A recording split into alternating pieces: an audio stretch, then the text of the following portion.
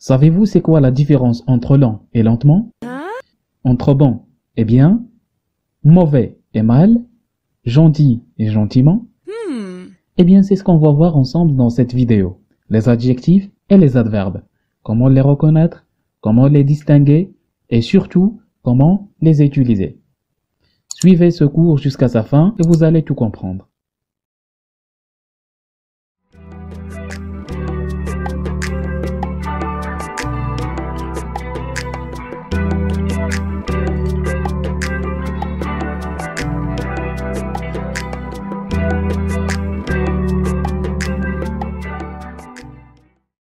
Alors, premièrement, l'adjectif, c'est un mot que l'on ajoute à un nom pour exprimer les qualités, les manières d'être des personnes ou des choses désignées par ce nom. C'est-à-dire comment est cette chose ou bien comment est cette personne. L'adjectif s'accorde avec le nom qu'il désigne, c'est-à-dire qu'ils prennent la même forme, et leur terminaison varie selon le genre, masculin ou féminin, et le nombre, singulier ou pluriel. Exemple, une voiture magnifique. Alors le mot magnifique nous a montré comment est la voiture. Donc la voiture est magnifique. Une grande maison. Alors le mot grande nous montre comment est la maison. Et on a grande avec le E parce que la maison est un mot féminin. Pour un mot masculin, on va dire il est grand sans le E. Pour le masculin pluriel, on va dire ils sont grands avec un S à la fin. Et pour le féminin pluriel, on va dire elles sont grandes avec un ES à la fin.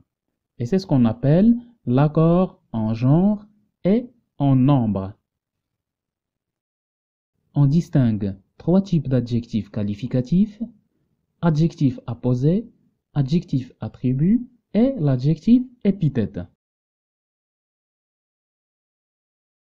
Pour l'adjectif apposé, c'est tout simplement un adjectif qualificatif séparé du nom qu'il complète par une virgule. Exemple, la boîte grande prenait toute la place. Alors le mot grande indique comment est la boîte. Et vous remarquez qu'on a séparé les deux mots par une virgule. Fatigués, les chasseurs se reposent dans leur tente. Donc le mot fatigué nous indique l'état des chasseurs. Et entre le mot fatigué et le nom chasseur, on a une virgule. Donc on dit que le mot fatigué est un adjectif qualificatif apposé. Pour les terminaisons, vous remarquez que la boîte est un nom féminin singulier, alors l'adjectif grande est en féminin singulier. Aussi, les chasseurs, c'est un nom masculin pluriel, raison pour laquelle on a mis l'adjectif fatigué au masculin pluriel. L'adjectif attribut. L'adjectif attribut est un adjectif qualificatif séparé du mot qu'il complète par un verbe d'état, qu'on appelle aussi un verbe attributif, comme être, paraître, sembler, devenir, avoir l'air, etc. Exemple, Paf devient méchant. Alors le mot méchant indique comment est Paf le chien, et les deux mots sont séparés par le verbe devenir, qui est un verbe d'état. Cet enfant est sage. Sage veut dire se comporte avec un calme. Donc ceci nous donne information sur comment est cet enfant-là. Cet enfant est calme. On a séparé les deux mots par le verbe être, qui est l'un des verbes d'état les plus utilisés. Et donc, on dit que le mot sage ici a le rôle d'adjectif attribut. Pour les terminaisons, vous remarquez que paf est un nom masculin singulier, alors l'adjectif méchant est en masculin singulier. Aussi, enfant, c'est un nom masculin singulier, raison pour laquelle on a mis l'adjectif sage en masculin singulier. L'adjectif épithète. Alors l'adjectif épithète est un adjectif qualificatif qui n'est séparé du mot qu'il complète ni par une virgule, ni par un verbe d'état. En fait, si ce n'est ni apposé, ni attribut, donc c'est un adjectif épithète. Exemple. Maman a acheté des fleurs rouges. Comment sont les fleurs? Ils sont rouges. Alors le mot rouge a indiqué comment sont les fleurs. Et on ne trouve rien entre les deux mots, donc c'est un adjectif qualificatif épithète. Une table ronde. Elle a la forme d'un cercle. Donc il nous a montré la forme de la table. Il n'y a ni virgule, ni un verbe d'état entre les deux mots. Donc on dit que c'est un adjectif qualificatif épithète. Toujours pour les terminaisons, on a fleur qui est un nom féminin pluriel, alors l'adjectif rouge est au féminin pluriel. Aussi, table, c'est un nom féminin singulier, raison pour laquelle on a mis l'adjectif ronde au féminin singulier. Alors, en gros, l'adjectif est un mot que l'on ajoute à un nom pour exprimer les qualités, les diverses manières d'être des personnes ou des choses. Il prend la même forme que du nom auquel il se rapporte, selon le genre, masculin ou féminin, et le nombre, singulier ou pluriel. On a trois formes d'adjectifs. Premièrement, un adjectif apposé, c'est un adjectif qualificatif séparé du nom qu'il complète par une virgule. Deuxièmement, un adjectif attribut, c'est un adjectif qualificatif qui est séparé du nom qu'il complète par un verbe d'état, comme être, paraître, sembler, devenir, avoir l'air, demeurer, passer pour, rester, etc. Troisièmement, adjectif épithète. C'est un adjectif qualificatif qui n'est séparé du mot qu'il complète ni par une virgule, ni par un verbe d'état. Alors, passons maintenant pour les adverbes. Alors, l'adverbe précise les circonstances de lieu, de temps ou de manière dans laquelle se déroule l'action présentée par le verbe. Il indique le degré d'une qualité ou d'un défaut. Aussi, les adverbes donnent des informations sur ce que pense celui qui parle. Il peut modifier le sens d'un verbe, d'un adjectif qualificatif ou d'un autre adverbe. On distingue trois formes d'adverbes. Premièrement, des mots simples comme hier, ici, maintenant, etc. Des groupes de mots comme tout à coup, au fur et à mesure, ne pas, donc la négation, jusque-là, etc.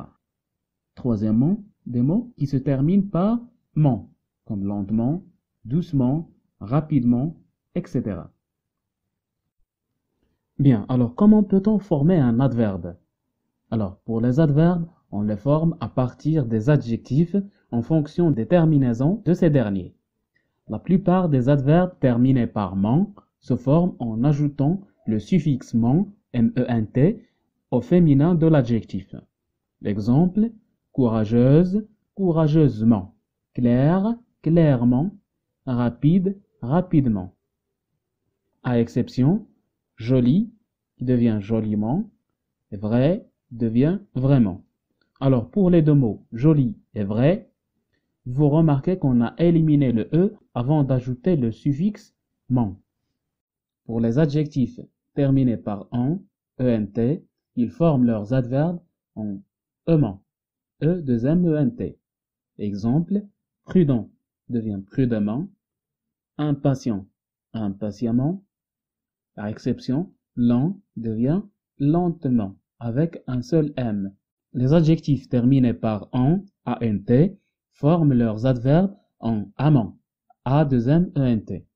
Exemple, brillant qui devient brillamment, savant qui devient savamment. Et voilà donc, c'est comme ça qu'on forme les adverbes à partir des adjectifs. Maintenant, on passe voir les différents types et fonctions des adverbes. Les adverbes de lieu servent à indiquer le lieu de l'action définie par le verbe.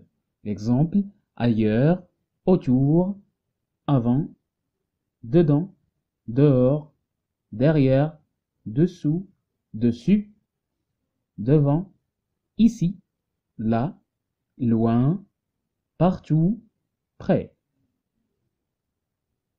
Les adverbes de temps. Il sert à indiquer le temps de l'action.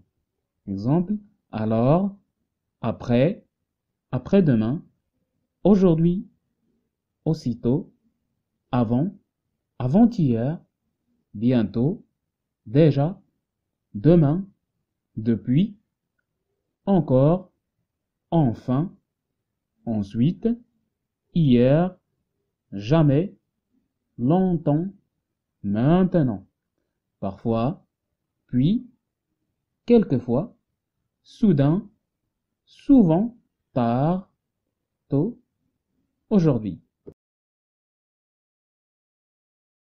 Les adverbes de manière servent à indiquer la manière et les circonstances de l'action, définies par le verbe. Ainsi, bien, comme, debout, ensemble, exprès, gratis, mal, mieux, plutôt, vite. Et les adverbes en ment, M-E-N-T. Exemple, rapidement, doucement, etc. Les adverbes de quantité servent à indiquer la quantité des éléments définis par le verbe. Assez, aussi, autant, beaucoup, moins, peu, plus, presque, tout, très. Les adverbes d'affirmation et de négation confirment ou contredisent l'action définie par le verbe. Oui, peut-être, ne pas, ne plus, ne rien, ne jamais, non, si, vraiment. Pour le mot tout, on va le laisser pour la vidéo prochaine pour traiter ses formes en tant qu'adverbe et pronom défini et comment l'écrire selon les cas. On récapitule avec ce tableau pour les adjectifs et les adverbes. Alors on a dit que l'adjectif, c'est un mot qui donne des informations sur un nom, tandis que l'adverbe donne des informations sur un verbe. Aussi, l'adjectif s'accorde en genre et en nombre, tandis que l'adverbe est invariable, il ne change pas, à exception le mot tout. On a trois formes d'adjectifs. Adjectif apposé, c'est un adjectif qualificatif séparé du nom qu'il complète par une virgule. Un adjectif attribut, c'est un adjectif qualificatif séparé du mot qu'il complète par un verbe d'état. Un adjectif épithète, c'est un adjectif qualificatif qui est lié directement au mot qu'il complète. Pour les adverbes, on a 5 types d'adverbes. Adverbe de lieu sert à indiquer le lieu de l'action définie par le verbe. Adverbe de temps sert à indiquer le temps de l'action. Adverbe de manière sert à indiquer la manière et les circonstances de l'action définies par le verbe. Adverbe de quantité sert à indiquer la quantité des éléments définis par le verbe. Adverbe d'affirmation et de négation confirme ou contredit l'action définie par le verbe. Alors on forme les adverbes à partir des féminins des adjectifs en fonction de leur terminaison. Donc pour les adjectifs qui se terminent par en, ENT, forment leurs adverbes en ement, E2M-ENT. Pour les adjectifs qui se terminent par en, ANT, forment leurs adverbes en amant, A2M-ENT. Pour les autres terminaisons, on ajoute ment pour former l'adverbe, MENT. Mais il faut toujours faire attention aux exceptions. C'est tout pour ce cours. Je vous laisse cette fois-ci 2 exercices à faire. Le premier nous demande de déterminer le genre des mots soulignés et d'indiquer leur forme. Et le second nous dit de compléter les phrases par le mot qui convient. Voilà donc pour les adjectifs et les adverbes. Si vous avez des questions, des remarques ou même des propositions, mettez-les sur les commentaires. Abonnez-vous et partagez la vidéo avec vos collègues pour qu'ils puissent en profiter. De ma part, je vous dis à la vidéo prochaine.